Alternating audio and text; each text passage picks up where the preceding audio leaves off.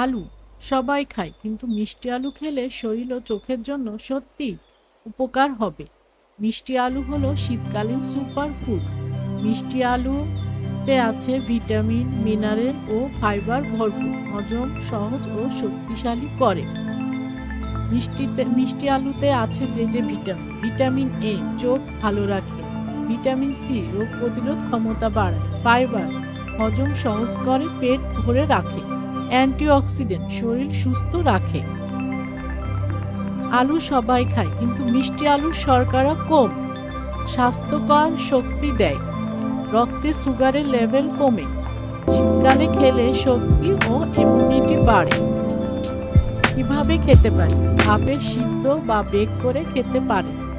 Soup বা juice বানিয়ে খাওয়া যায়। দিনে 1-2 টুকরাই যথেষ্ট। আপনি কি মিষ্টি আলু খেতে পছন্দ করেন?